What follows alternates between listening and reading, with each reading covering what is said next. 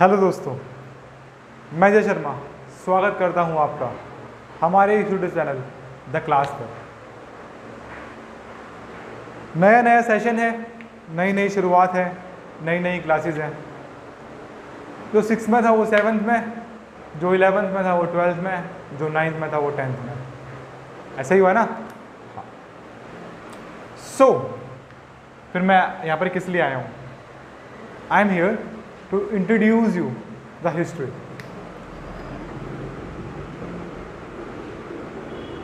बोलो सर, ये भी कोई पढ़ाने की चीज़ है? Yes, this is the important subject for 11th, 12th, 9th and 10th. If you are in 9th or 10th, so you read SST. But सबसे बड़ी प्रॉब्लम क्या है? सबसे बड़ी प्रॉब्लम ये है कि बच्चों को डेट्स याद नहीं होती भाई। डेट्स, कोई बोलता है कि सर हमें नहीं पता, हमें डेट्स याद नहीं होती, हमें हिस्ट्री याद नहीं होती। तो आपको बताना चाहूँगा, हिस्ट्री को याद करने की चीज़ नहीं है, हिस्ट्री समझने की चीज़ है। This is a subject of understanding. Understanding what? Understanding our ancient time, understanding our medieval time period, understanding our modern time period. This is history, nothing more else. Okay? So ये जो आज हमारी class है, इसमें मैं आपको history से introduce करूँगा। ओके? और इस हिस्ट्री में हम कुछ बेसिक चीज़ें जानेंगे जिससे आम तौर पे हम हिस्ट्री की क्लासेस को स्टार्ट करते हैं। ये क्लास ज़रूरी नहीं है कि 9th, 11th, 12th के लिए है। इसे 6th का बच्चा, 7th, 8th, 9th, 10th, 11th, 12th, BA हर कोई देख सकता है। क्यों? क्योंकि इसमें जो मैं बताने वाला हूँ वो बिल्कुल हिस्ट्री की स्टार्टिंग है। आमतौर पे जब भी आप ट्यूशन्स के अंदर या फिर क्लासेस के अंदर जाते हो, वहाँ पे डायरेक्ट आपको सब्जेक्ट पढ़ाया जाता है। बट शायद इसी चीज़ से आपको कोई इंट्रोड्यूस करा था जो मैं आज आपको पढ़ाने वाला हूँ। So this class may be is going to beneficial for you if you आपको शायद नहीं पता इस चीज़ के बारे में। ठीक है? शायद आपको पता हो, अगर पता है तो रिवीजन हो जाएगी, नहीं पता तो कुछ अच्छा पता चल जाएगा। एम आई राइट? ओके, सो स्टार्ट करूं? देखो, आपको पता होगा कि जो इंडियन हिस्ट्री है, पहली बात कि जो हिस्ट्री है ये दो पोर्शन के अंदर आती है। फर्स्ट वन इज इंडियन, जो कि हमारे लिए बेनिफिशियल है, या फिर कहूँ तो इंडिया की history. Okay, and the second one is world history. अब हम इंडिया के अंदर रहते हैं तो हमारे लिए जो सबसे ज़्यादा इंपॉर्टेंट हिस्ट्री है वो इंडिया की है। बट जब हम इंडिया के बारे में जानते हैं तो क्या India is not part of world? This is the part of world. Okay, so हमें वर्ल्ड हिस्ट्री को भी पढ़ना पड़ता है। Got it? ओके, अब बात करते हैं हम इंडियन हिस्ट्री की, क्योंकि जो सबसे मोस्ट इंपॉर्टेंट फैक्टर है वो इंडिया का ही तो है। क्योंकि हम रहते हो इंडिया में रहना, अगर हमें अपने इतिहास के बारे में नहीं पता तो हमें क्या पता है। ओके, ठीक है। इसको समझाने से पहले मैं एक और चीज़ कवर करना चाहूँगा जिसका नाम है टाइमलाइन। क्या नाम है? टाइमलाइन। अब बोलोगे ये क्या चीज़ है? सर हिस्ट्री की शुरुआत तो इसी से होती है। अगर आपको ये नहीं पता ना तो आप हिस्ट्री के अंदर सर्वाइव भी नहीं कर पाओगे। The name of this time line। ठीक है, आपको पता होगा कि हम आमतौर पे ग्रेगोरियन कैलेंडर का यूज़ करते हैं, जो कि पूरे वर्ल्ड के अंदर यूज़ किया जाता है। ठीक है, जो पूरे वर्ल्ड में जो एक कैलेंडर यूज़ किया जाता है उसका नाम ग्रेगोरियन कैलेंडर है। आप इसे चाहो तो लिख सकते हो। So according to the Gregorian calendar, उनका जो कैलेंडर स्टार्ट हुआ है ना वो हुआ है ईसा मसीह का जन्म।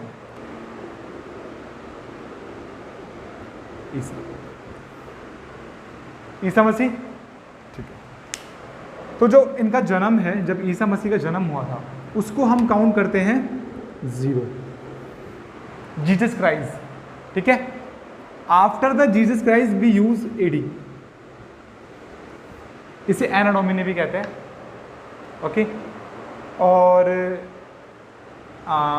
ठीक है, इसके पहले के टाइम पीरियड को कहते हैं हम BC, बिफोर क्राइस्ट, और इसे BCE भी कहते हैं कई जगहों पर। BCE, बिफोर कॉमन एरा, या बिफोर क्राइस्ट भी बोलते हैं, बिफोर कॉमन एरा भी बोलते हैं, कई कई जगहों पर इसे ADE भी बोलते हैं या ACE भी बोलते हैं, आफ्टर क्राइस्ट एरा, ऐसा कुछ आमतौर पे इनके लिए यूज़ किया जाता है। बट जो बुक्स के अंदर मेंशन होता है वो होता है AD और BC। ओके, अब देखो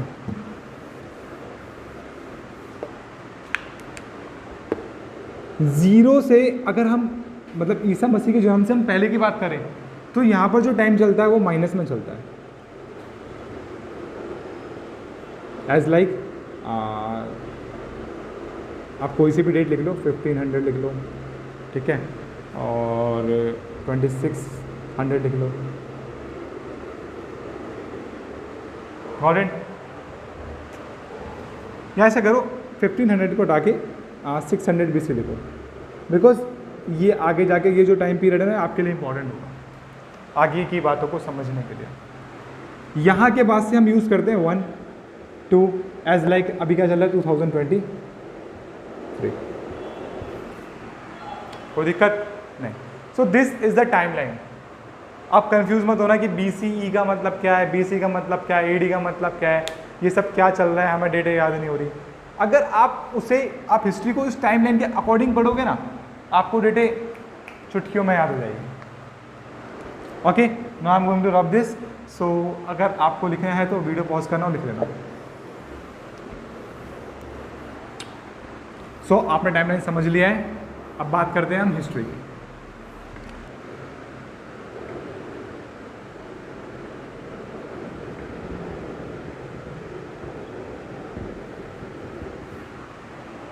अब इस हिस्ट्री को 3 पार्टों में डिवाइड किया गया है।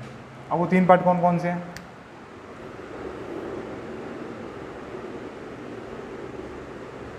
प्री हिस्टोरिक टाइम पीरियड,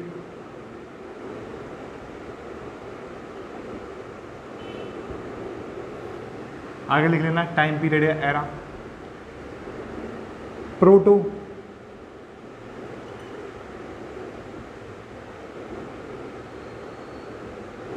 और नाउ हिस्टोरिक। अब बोलोगे सर इनको हिंदी में क्या कहते हैं, है ना? इसे कहते हैं हिंदी में प्राज्ञ ऐतिहासिक काल।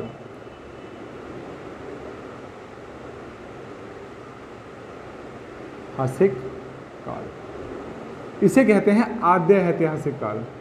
आद्य ऐतिहासिक काल, और इसे कहते हैं ऐतिहासिक काल।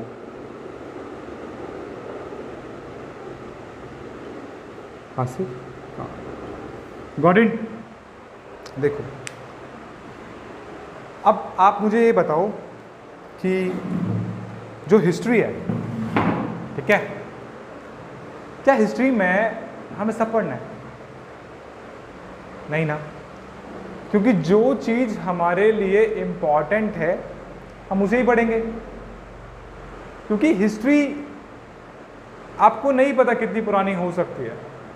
इवन हमारे जो आर्कियोलॉजिस्ट हैं वो भी सिर्फ एक अंदाज़ा लगा सकते हैं कि हिस्ट्री कितनी पुरानी है। शायद उससे पहले भी कुछ हुआ हो, उससे पहले भी कुछ हुआ हो, क्या पता, है ना? इसीलिए हम कुछ इम्पॉर्टेंट टाइम फैक्टर्स को पढ़ते हैं ताकि हमें हिस्ट्री को समझने में आसानी हो और हम हिस्ट्री को एक किताब के अंदर कंपाइल कर सकें। अब मैं आपसे बोलूं कि आपको पता है कि आपके ग्रेट ग्रेट ग्रेट ग्रैंडफादर की डेथ कब हुई थी? सॉरी मुझे नहीं पूछना चाहिए, लेकिन फिर भी आपको पता है? आई होप नो, बिकॉज वो मैटर नहीं करता, ठीक है? वो मैटर अब आपसे मैं पूछता हूँ, चलो ये बताओ मुझे गांधी जी की मृत्यु कब हुई थी? आप बता दोगे यस ये मुझे पता है। क्यों? बिकॉज वो मैटर करता है। ओके, क्यों? क्योंकि उनकी आफ्टर हिज डेथ हमारे देश के अंदर कुछ परिवर्तन हुए, कुछ चेंजेस हुए। अगर वो जिंदा रहते तो आज हमारे कॉन्स्टिट्यूशन का कुछ अलग ही टाइप होता, ऐसा कहा जाता है, ठीक है? तो कुछ इंपॉर्टेंट फैक्टर्स को ही, कुछ इंपॉर्टेंट टाइम लाइन्स को ही हम हिस्ट्री के अंदर पढ़ते हैं, हम हर चीज़ हिस्ट्री में नहीं पढ़ते। As like prehistory, prehistory के अंदर हम आम तौर पे मानव सभ्यता के विकास को बताते हैं कि मानव विकास को बताते हैं, ना कि सभ्यता के विकास को। We only talk about the human revolution, कह सकते हो कि जो ह्यूमन की ज़िंदगी में क्रांति आई है हम उसको पढ़ते हैं। आपने इसके अंदर पढ़ोगे पहिए का आविष्कार, आग का आविष्कार, कैसे इंसान कैसे इंसान बंदर से इंसान बन गया, इस सारी चीज़ को आप इसके अंदर पढ़ते हो। लेकिन we don't have any type of proof of this. Got it? हमारे जो आर्कियोलॉजिस्ट हैं, आपको पता होगा आर्कियोलॉजिस्ट को हिंदी में पुरातात्विक सर्वेक्षण विभाग के लोग कहते हैं, ठीक है, जो आमतौर पे खुदाई करके या फिर पुरानी चीज़ों के माध्यम से इतिहास को पता लगाने की कोशिश करते हैं। ओके, तो वो भी इस चीज़ को लेके हमेशा संदेहजनक रहते हैं, हमेशा शैडो में रहते हैं, कुछ नहीं पता कि क्या हुआ है। बस हाँ, एक अनुमान लगाया जाता है कि देखो ऐसा हुआ होगा। और अब बात करते हैं प्रोटो हिस्टोरिक एज की। अब एक और बात समझ लो, हिस्ट्री बनने के लिए दो चीज़ों की ज़रूरत होती है, दो तरह के प्रूफ होने चाहिए। अब वो प्रूफ कौन से हैं? पहला प्रूफ है मैं आपको बताऊं कि एक होता है आर्कियोलॉजिकल सोर्स। जब भी कोई पुरातात्विक सर्वेक्षण विभाग का कोई भी अधिकारी या फिर कोई भी उसमें काम करने वाला व्यक्ति किसी चीज़ को खोजता है, तो उससे अनुमान लगाया जाता है कि ये चीज़ कितनी पुरानी है, इसका यूज उस टाइम पीरियड में क्या रहा होगा। ओके, तो पहला हो गया आर्कियोलॉजिकल सोर्स, ठीक है, and the second is written sources. अब ये जो प्रोटो हिस्टोरिक एज है ना, इसके अंदर दो टाइम पीरियड आते हैं। First one is Indus Valley civilisation, और the second one is Vedic period.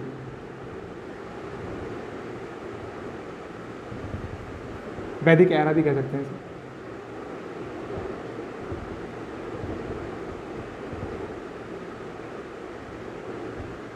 क्या कह लो?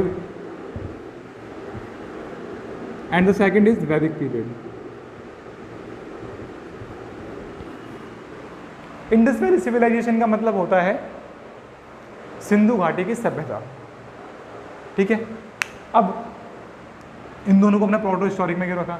क्योंकि इसके बारे में देखो, यहाँ पर हमें आर्कियोलॉजिकल सोर्स भी मिल गए और रिटर्न सोर्स भी मिल गए, लेकिन आर्कियोलॉजिकल सोर्स तो बहुत कुछ बता रहे हैं, बट इनका जो रिटर्न सोर्स है उसे हम आज तक पढ़ नहीं पाए हैं।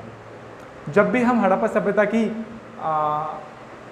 जो उनके रिटर्न सोर्सेज हैं उनको पढ़ लेंगे, उनको पढ़ने में कामयाब या फिर कह सकते हो उनको पढ़ने के कैपेबल हो जाएंगे, तब हम इसे हिस्ट्री के अंदर काउंट करेंगे। Got it?